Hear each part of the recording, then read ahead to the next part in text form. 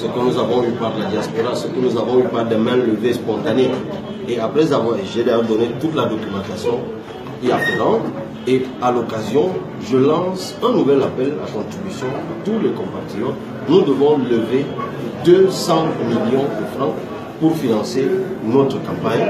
Donc, j'invite les uns et les autres à mettre la main à la poche pour nous permettre de vivre notre rêve d'alternance jusqu'au bout.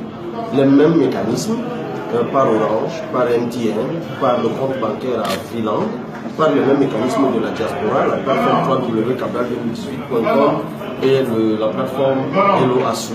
Voilà de quoi il était question, mais à côté de cela, il fallait également faire le point sur les démarches de la coalition et puis évidemment vous renseigner sur les grandes lignes de notre projet de société. Mais alors, coalition, on est toujours en discussion et c'est plutôt encourageant déjà que nous soyons arrivés à nous parler.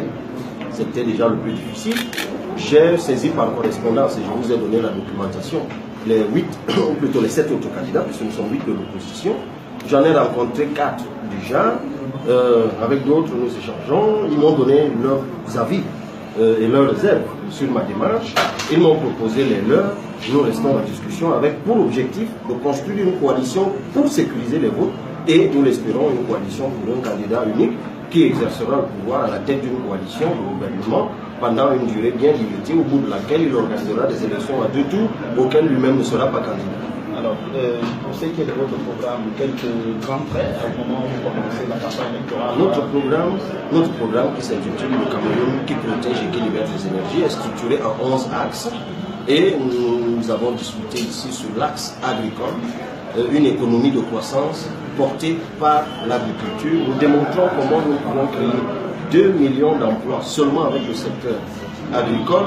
Nous disons comment nous allons relever le taux d'encadrement administratif avec 40 000 recrutements, 40 000 recrues d'agents publics par an pour relever le taux d'encadrement administratif avec 22 000 consacrés à l'éducation, dont 1 000 particulièrement pour l'enseignement supérieur, 10 000 pour le primaire, 11 000 pour le secondaire. Nous expliquons, et nous l'avons fait, comment nous trouvons les 100 milliards qu'il faut pour la rallonge budgétaire en matière de salaire.